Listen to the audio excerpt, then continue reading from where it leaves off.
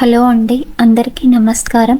ఈరోజు మనం చికెన్ గ్రేవీతో ఉండే గ్రీన్ చికెన్ ఎలా తయారు చేసుకోవాలో చూద్దాం. ముందుగా ఒక చిన్న మిక్సీ జార్ తీసుకొని దాంట్లో కట్ చేసి పెట్టుకున్న ఉల్లిపాయ ముక్కలు, ఆల్రెడీ క్లీన్ చేసి పెట్టుకున్న వెల్లుల్లి రెబ్బలు, కొన్ని అల్లం పీసెస్గా కట్ చేసుకున్నవి వేసేసుకోవాలి. వీటితో పాటు మనం కారానికి సరిపోయే పచ్చిమిర్చి మరియు క్లీన్ చేసి పెట్టుకున్న కొత్తిమీర కూడా వేసుకొని మంచి పేస్ట్ చేసుకొని పెట్టుకోవాలి. గిన్నెలోకి చికెన్ తీసుకొని దాంట్లోకి మనం పేస్ట్ చేసి పెట్టుకున్న గ్రీన్ పేస్ట్ని దాంట్లోకి కొంచెం పెరుగు కూడా కలిపేసుకోవాలి. ఇవన్నీ ముక్కలకి పట్టేలాగా బాగా కలిపి పెట్టుకోవాలి. నేను ఆల్రెడీ చికెన్కి కొంచెం సాల్ట్ కూడా కలిపి పెట్టుకున్నానండి. ఈ రెండు బాగా కలిపేసుకొని పక్కన పెట్టుకోవాలి. ఇప్పుడు నేను ఒక మట్టి పాత్రను తీసుకొని కొంచెం ఆయిల్ వేసుకొని వేడయ్యాక అందులోకి మసాలా దినుసులు కూడా వేసుకొని ఫ్రై చేసుకోవాలి.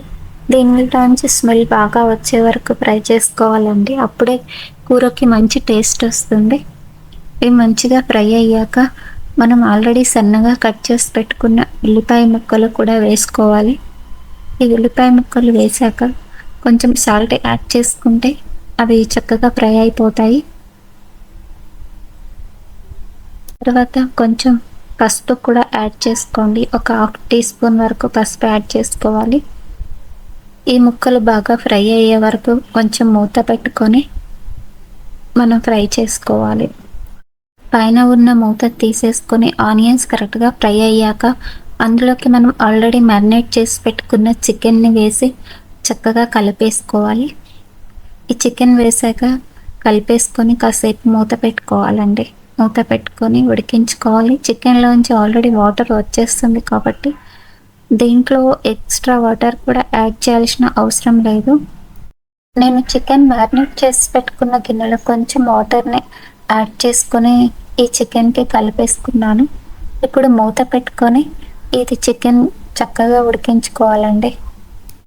తర్వాత మసాలా యాడ్ చేసి ఒక 5 మినిట్స్ అలా ఉంచితే చిక్కటి గ్రేవీతో గ్రీన్ చికెన్ రెడీ అయిపోతుంది.